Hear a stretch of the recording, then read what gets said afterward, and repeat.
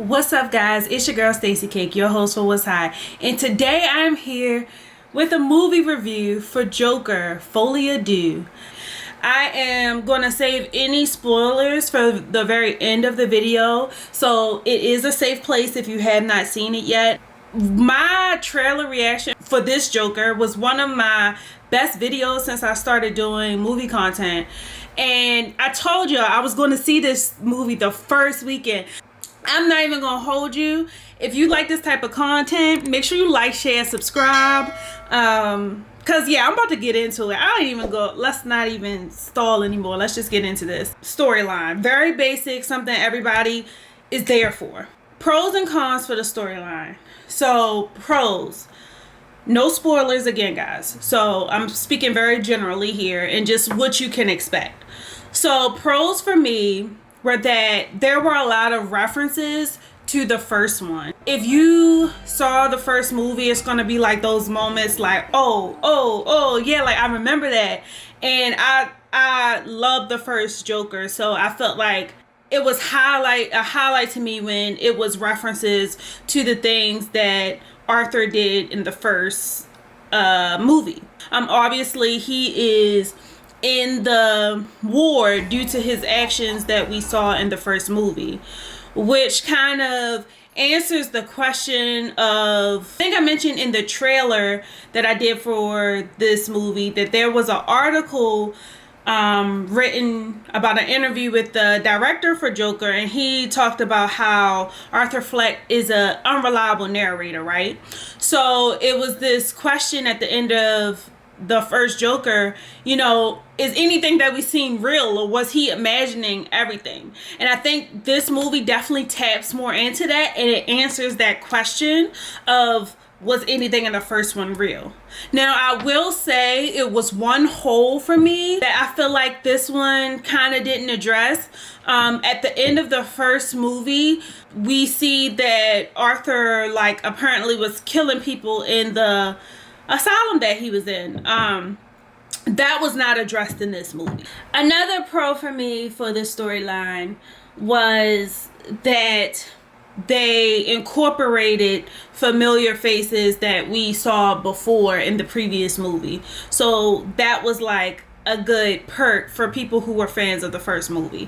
You got to see some familiar faces come back in this movie, especially of like minor characters. Like, I'm a big fan of Zazie, so she came back. And Gary Puddles, I'm not sure of the actor's real name, but Gary Puddles comes back. The counselor that he was with and that Arthur was with in the first movie, she comes back. Another pro for me about the storyline was that we got to tap into Arthur's mind a little more in this film. So that was great. Like, we got to see what the dancing was about in the first one, where he goes mentally. We really got to tap into that in this movie, which was a pro, you know, because amid other things, I do feel like they overdid certain things in it. I do like that they took the step of just having us enter the mind of Arthur Fleck, having us enter the mind of Joker, seeing that transformation of him going from Arthur to Joker. And I think that was definitely touched on in the first one, but it was subtle. Like, I will point out again, like, a part for me that was confusing in Joker 1 was after he killed the 3 guys on the subway, after they beat him up. Arthur killed the 3 boys on the subway. He goes into the bathroom and he starts like this bizarre movement and dance. And I think that comes full circle in the second one, which I'm happy, because it kind of made that moment make more sense to me. Now, my cons. I will say this may not be a con for everyone, and it is a con for a lot of people. Yes, the rumors are true. It is a musical. And I'm not even anti-musical, but I just feel like they're trying to force musicals down our throat right now in Hollywood, and I just don't understand why. And I feel like Joker did not need to be a musical. It just didn't. Like, it could have music in it, of course, but to make that such a staple part of this movie just really took away from the storyline to me. It took And again, I get why they did it, but it took us out of the action that was happening, because I like to call Joker's what I like to call like a slow action film. There is action, there's trauma that happens that keeps the viewer captivated, but it's not fast paced by any means. But the entertainment is there, and it still was a great movie. I'm talking about the first Joker was still a great movie. In this movie, we're taking something that's already slow action and we're slowing it down even more with these musical numbers that I just feel like a lot of them were unnecessary. Now, I feel like they could have still used the storyline that they used to make a point. Because the point is that basically, this isn't really a spoiler, but this is what you guys can expect. If you don't want to see this part, you can skip like 5 seconds, whatever. Basically, when Arthur is transforming into Joker, he goes in his mind, he goes into this fantasy world, and he's like singing and dancing with Harley Quinn. So that's basically like his mental escape. That's his happy place. That's his paradise. He becomes Joker and he goes into this mental escape where he's singing. So what they do in this movie, they take those moments and they give us a musical number. Every time he goes into that happy place, we get a musical number. And the movie is called Joker, so obviously he goes into that mindset often. So whenever he doesn't want to deal with trauma, or whenever he can't handle the pressure of what's going on, he dives into his mind, he mutes the world, he goes into his happy place, and we get, as a viewer, a musical number. And at certain points when these musical numbers happen, I'm just like, it really took us out of the action. It took us out of the traumatic moment, which I get, saying it out loud, like, duh, it makes sense. Like, they're putting us in his mind. We are escaping this traumatic moment. We're going with Joker into this performance land. But I think it was overdone. I think we could have had about maybe 2 or 3 full numbers. I probably could point them out if I watch the movie again. Like, I kind of have a couple in mind. I'm like, okay, this, I get why we had this one. I get why we had that one. But anything past like those 2 or 3, I just think it was overdone. Like, it belabored the point. To me, and I think that is also why the movie is pretty long. It's a little over 2 hours, which isn't extremely long, but the reason that this movie is long, I just don't think it had to be. And I think it's the music, it's the musical numbers. There's even a scene where he's on a payphone and he's like is singing on the payphone, and this isn't his escape, this is like him in real life. But I'm like, they did a full song. They let him sing a full song. Joaquin Phoenix isn't even a singer, and we're letting him sing a full song on a payphone, just showing different angles of the camera. Like, we could have cut that joint to like 10 seconds, honestly, to like 10 seconds.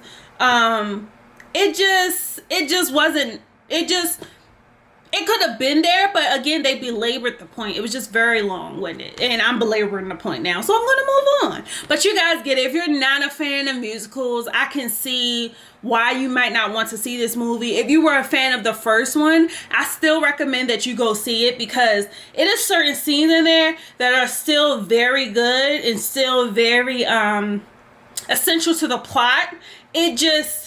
We get taken out of the moment because we're like experiencing this, I guess, through Arthur's perspective, through his mindset. Another con, we didn't really get enough depth into Harley Quinn, who is played by Lady Gaga. We didn't really get a whole lot of depth into her motive for why she did the things she did to get close to Arthur. Hey y'all, my camera died. I had to switch cameras. Yeah, we just didn't get much depth into her motive, and I think that was pretty important to see, to kind of understand, because she did play a major part in his mindset throughout this film and the actions he decided to take. But I think one thing that remains common through this is that Arthur wants love. That's the common thread in the storyline here. Arthur wants to be loved for Arthur. And that is what that pain, that absence of love in this story is what drives him to become Joker. This is what has shaped him as Joker. This is what has led to his actions. And I think their ability, the writers and the directors and the creator of this story, their ability to keep that going throughout the film has been excellent. That is one thing that I will give them. That has been excellent, and I think that has been obvious in his character development and even the things that he has said and done. That thread has been obvious, and we can see that from his facial expressions to the experiences that he had, to his reactions to things. We can see that Arthur just wants to be loved. I think there could have been more, definitely, but I think we definitely also got some great pieces from it.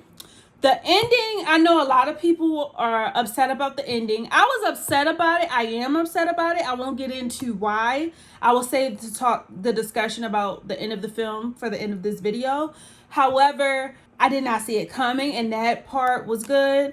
I think it's just debatable. It's debatable on whether the ending is a con or not, to be honest. But it is major. It is a major point in the movie. So that's why I said if you were a fan of the first Joker, I would see it even if you don't like musicals. It is not going to be the most exciting thing because, again, the music takes you out of the moment a lot. However, there are specific scenes that I think are essential to the storyline. So I'll leave the cons there because I think the biggest con was just it was too many musical numbers. And some of the numbers were just too long. Cast, excellent cast. Lady Gaga did a great job, like as an actress. She's very talented. As a singer, she's very talented. The character development of Harley Quinn is just kind of interesting here. This is kind of tied into the storyline, actually. I feel like Harley Quinn kind of takes the power in this role. Whereas when we watch some of the other films with Harley, Joker is like kind of the mastermind and Harley is kind of like the woman at his side. Joker is almost like a puppet to Harley in this one. But I think Harley really holds the power in this film. And I think she fits this type of role. However, I do think someone else could have done a great job at it as well. So I don't know if it was a Lady Gaga thing or if it was just into her character, the qualities of her character. You may not be a fan of Harley when you watch this movie. It was a lot left unanswered with her character. Joaquin Phoenix is always excellent. Shout out to him for losing that weight like that. Oh my gosh, y'all, he be so skinny for the Joker movies. It's insane, like the spine shots of his back. Oh my gosh, that's crazy, like how he looks for these movies. But just, he's a very, very profound actor, and just his facial expressions remain consistent. We feel his pain, I think, really well in this movie. Like, I feel like I always felt it in Joker 1, but I didn't see Joker 1 in the theaters. I saw it at home, but seeing this film, I saw it at IMAX on the big screen, and just seeing his facial expressions when that trauma, when he is taken back into court in those moments of trauma, like Joaquin did his thing. He does his thing. Like, I love an actor that like says a lot without saying anything, and I think he is an excellent actor for this role. Like, he kills it every time, even though I don't think they did this movie to its highest potential. He killed it, and I take nothing from him in this film. He shows up, he shows out, he embodies Arthur Fleck very well. From his mannerisms to the consistency with how he danced in the first one, to the moves he brought in this one, to the laughter, to the pain, just him like zoning out, like the look of like him like being physically here but not mentally here. He portrayed that very well, and it stood out to me a lot. So shout out to Joaquin for that. Again, cast, they brought back a lot of characters from the first one. So they brought back the counselor, they brought back the neighbor that Zazie played, you know, the one that showed him in the elevator, like she came back. The dwarf guy, Gary Puddles, I can't think of the actor's real name, but he came back. They brought back the black counselor from the first one who was helping Arthur in the first one when he was journaling and stuff. All of these characters were able to return for this, and I love that because it really connects the viewer to both movies, and it makes you excited when you see these familiar faces. That's just something I love when I'm watching a sequel or a spinoff from a new show or something like that. So yeah, I think casting was a great job, even down to trying to think of another character that was really good, even down to the officers and the other they weren't supposed to be inmates, but I guess they were, the other ward patients and stuff like that. Like, everybody played their part. Like, you could see the facial expressions were very clear, and I think that's important for non-communicative roles, and we had a couple of those in there. We could see the people who adored Arthur. We can see the people who kind of despised him or was hating, or when they had a change in feelings towards him. So I think just across the board, the cast did a great job. So let's talk about setting. I think the settings were a little limited. So just so you guys kind of know what to expect, majority of the film takes place in the ward and in court. But it would have been cool, in the real world, would have made the movie a little more dynamic and a little more exciting, and would have taken us out of that mental space that kept getting us back to those musical numbers a little bit. The ward really stood out to me because just the living conditions and how they showed how the inmates were being treated. That was a highlighted setting for me in the film. So that was really interesting to kind of see, and I'm sure it is not far-fetched from what some people have experienced in the justice system today. And yeah, it just makes you think. It really makes you think, because you have people who are really mentally ill, and then they're in these conditions that are just giving them more trauma. Like, it's so much depth to the things that are touched on in the storylines of the Joker franchise that is just kind of crazy, and I could talk about it for days. But I'm gonna move on to the next thing. Wardrobe. So because we had a lot of musical numbers, I'm going to talk about the wardrobe as far as those are concerned.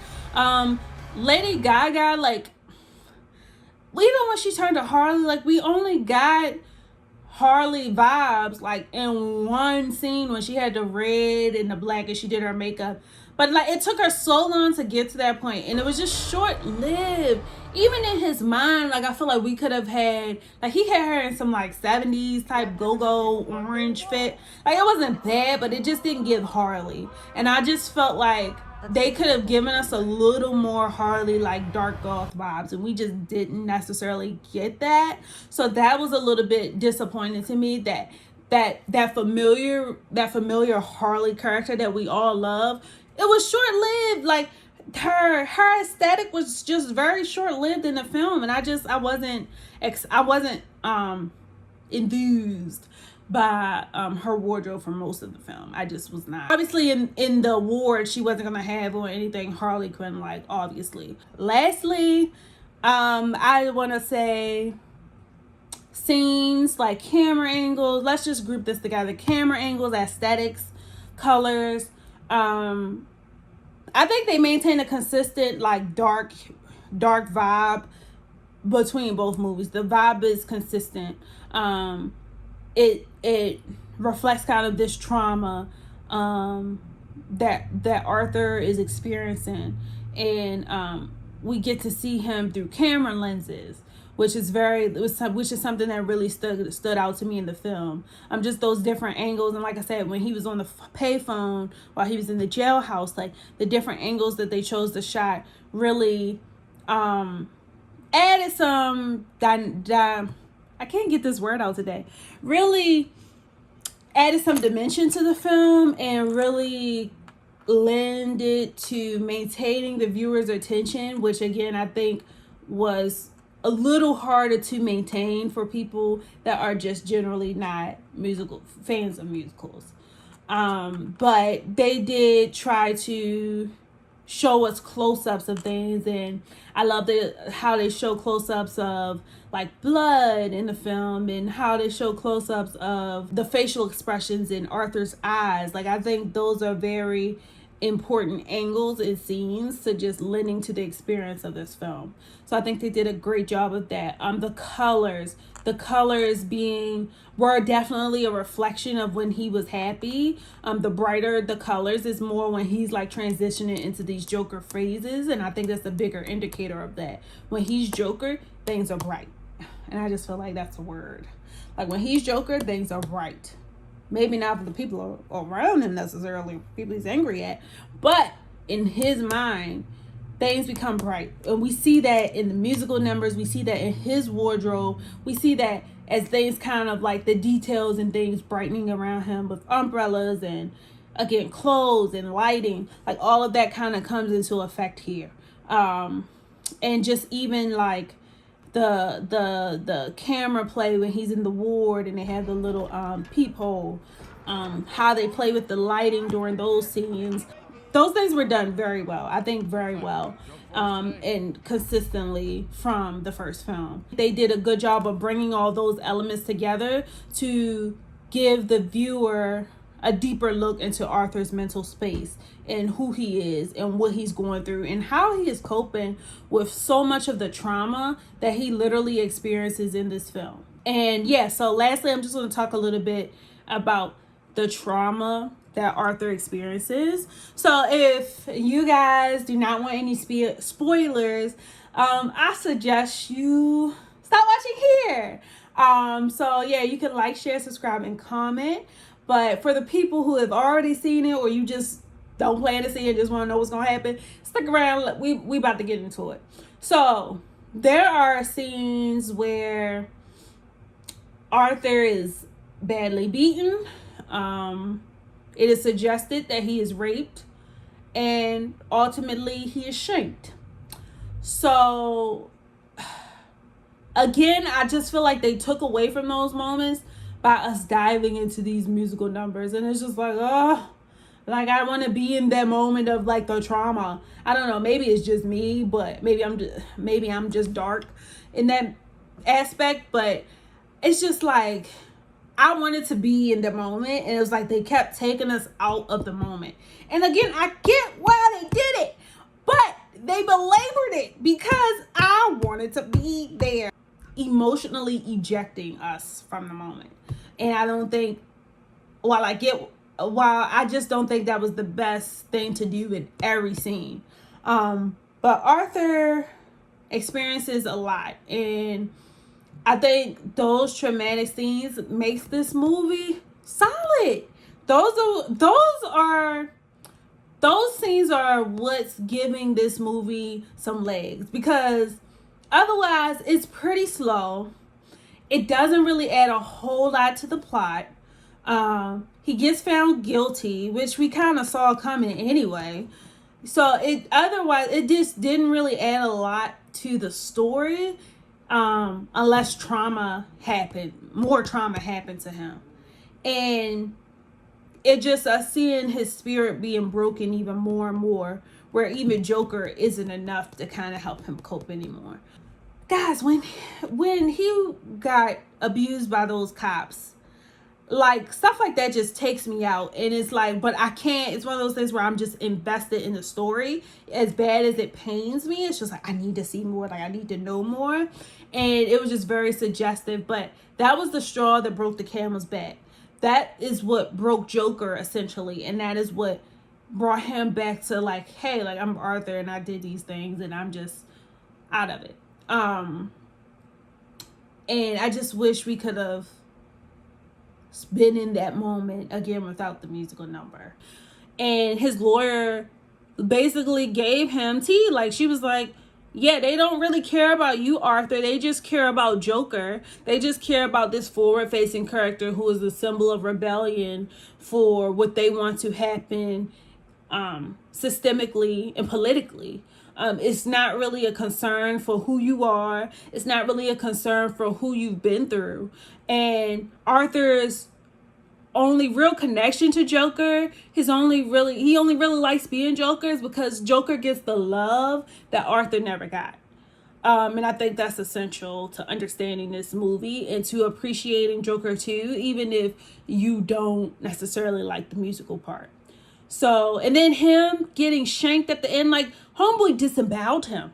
Like, I did not see that coming. And it's like, it was clearly a setup by the cops, which is just crazy. Because I'm like, y'all already beat him up.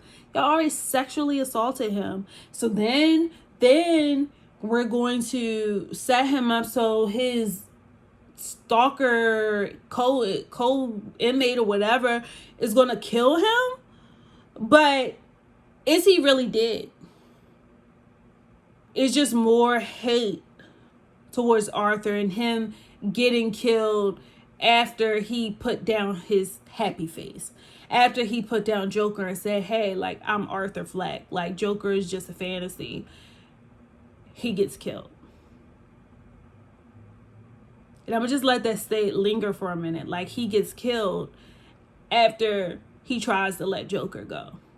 And it just shows how, although he hurts people as Joker, Joker is his safe place. It just further emphasizes that message of Joker being his safe place. And the moment he loses Joker, the moment he loses safety, the moment he loses love, the moment he is alone again, the moment life sucks again, the moment no one knows him, the moment no one sees him, the moment no one treats him kindly.